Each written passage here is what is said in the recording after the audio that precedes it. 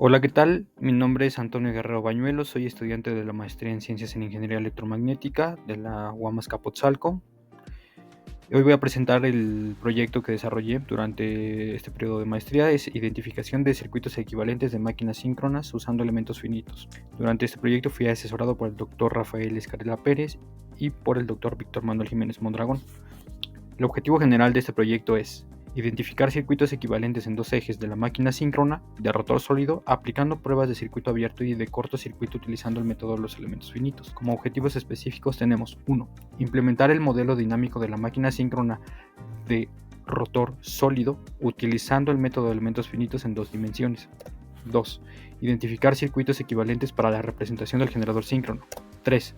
Verificar que los circuitos equivalentes en dos ejes reproduzcan la dinámica de la máquina síncrona. En la figura 10 se muestran los oscilogramas de corrientes de cortocircuito. En color negro, la corriente de la fase A, en color rojo la corriente de la fase B, en color azul la corriente de la fase C.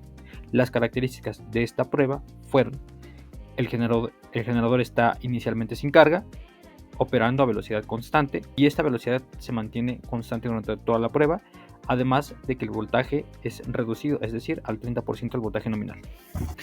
Una vez obtenido los datos de corriente de cortocircuito, se procede a hacer un tratamiento de estos datos con la finalidad de obtener en cada instante de tiempo la envolvente superior y la envolvente inferior, y así determinar las componentes simétrica y de corriente directa de estas corrientes.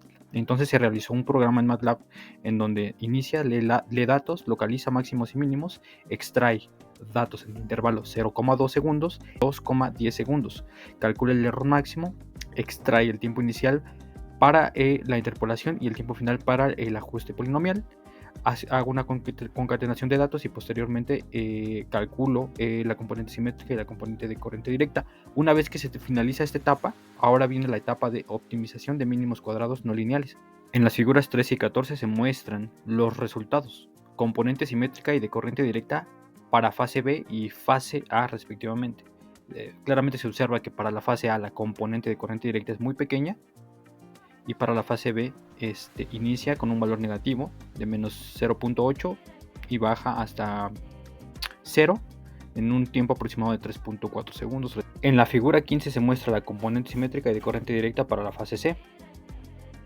El cálculo de estas componentes se realizó como se muestran en las ecuaciones de la parte izquierda de su pantalla. La componente simétrica es la envolvente superior menos la inferior sobre 2 y la componente corriente directa es la suma sobre 2.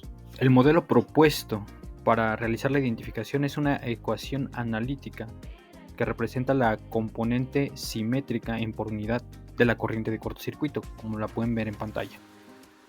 El vector beta representa los parámetros, E representa el voltaje prefalla, y a continuación se define aquí cada uno de estos parámetros. Por ejemplo, beta 1 es la reactancia de eje directo, beta 4 y beta 5 serían inverso de las constantes de tiempo transitoria y subtransitoria. Para realizar la identificación utilizamos el algoritmo de Liebenberg-Marquardt, el cual es una combinación del método gradiente descendente y de Gauss-Newton.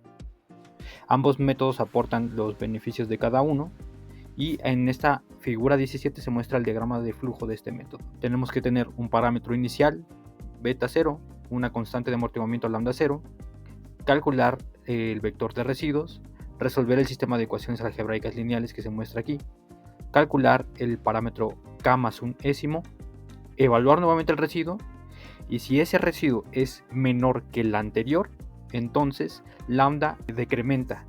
Si ese residuo no satisface de que se haya reducido, es decir, que sea mayor, entonces lambda aumenta para nuevamente repetir el método de gradiente descendente. El criterio de convergencia lo pueden ver en esta parte. Si la perturbación sobre el parámetro késimo es menor a una tolerancia, el método finaliza. La herramienta utilizada fue la herramienta de optimización de MATLAB. En ella simplemente hay que iniciar, leer datos, definir la función objetivo, dar una primera aproximación del parámetro beta 0, elegir qué tipo de problema, en este caso numérico, seleccionar el algoritmo que uno desea, en este caso el Liebenberg-Marquardt, y asignar restricciones. Cada uno de estos parámetros iniciales los pueden ver en esta parte, las restricciones, y además pueden ver la definición de la función de residuos y el modelo Y-gorrito. En la gráfica de la figura 19 ustedes pueden ver el comportamiento de las reactancias durante el proceso iterativo. Y en la gráfica de la figura 20 ustedes pueden observar el comportamiento de las constantes de tiempo transitoria y subtransitoria durante este proceso. La gráfica de la figura 21 muestra el resultado de la diferencia entre el modelo propuesto y los datos que se tienen. Entonces tenemos diferencias del 1.2% en el periodo subtransitorio, del 8% transitorio y cercanas a 1% en el periodo en estado estable. En la figura 22 se muestra la norma del residuo, la constante de amortiguamiento, la magnitud de paso, y se muestra el cambio durante este procedimiento iterativo. En la figura 23 se muestra la componente simétrica en color rojo y en azul la componente simétrica ajustada. En la figura 24 para la corriente de la fase B. En la figura 25 se muestra para la componente de la fase C.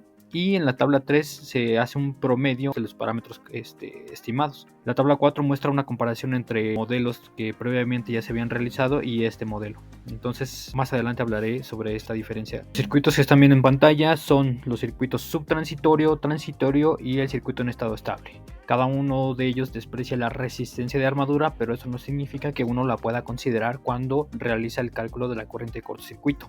La diferencia que tuvimos en los parámetros anteriores es porque el modelo que yo estoy considerando no considera barras cortocircuitadas en el devanado de amortiguamiento.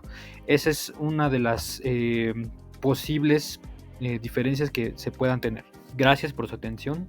Les dejo mi correo electrónico por si hay algún comentario, alguna duda en lo que les pueda ayudar.